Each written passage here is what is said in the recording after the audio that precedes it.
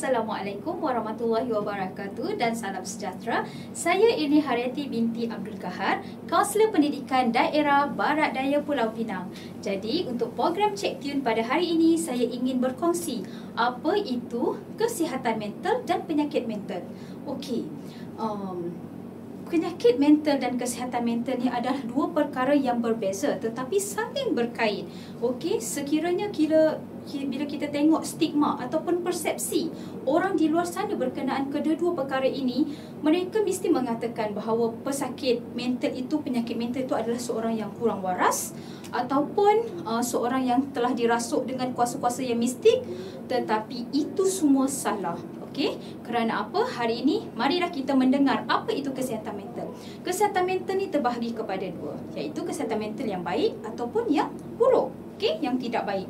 Kesihatan mental yang baik ni, seseorang individu boleh berfikir, boleh merasa dan bertindak secara positif dalam kehidupan seharian mereka.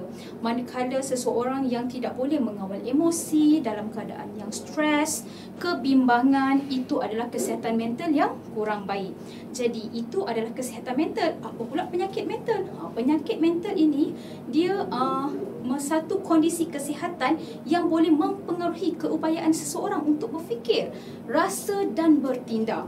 Okey, jadi penyakit mental ini akan menyebabkan individu tersebut berasa sukar untuk melakukan kerja-kerja yang biasa dan tidak dapat berinteraksi dengan baik dan boleh mempengaruhi perubahan mood dan kelakuan mereka. Jadi, siapa yang boleh terkena penyakit mental ataupun masalah kesihatan mental? Ya, kita semua terdedah ya tuan-tuan dan puan-puan, tidak mengira pangkat, tidak mengira usia, kita semua boleh terdedah dengan masalah kesihatan mental ataupun penyakit mental. Okey, untuk kesihatan mental, sekiranya kita mempunyai simptom-simptom seperti stres, kita merasa tertekan, maka pergilah berjumpa dengan pihak yang pakar seperti kaunselor.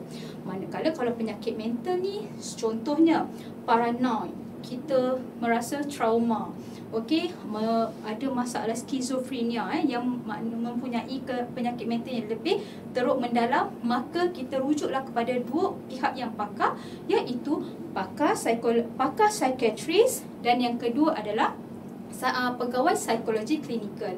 Mereka dua pihak ini kita bolehlah pergi ke hospital.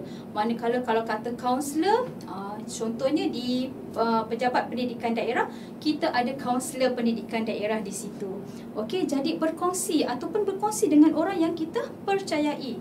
Jadi oleh itu, adakah anda mempunyai simptom-simptom tersebut? Maka berkongsilah. Ingat ya semua, always think and be positive. Okay, bye.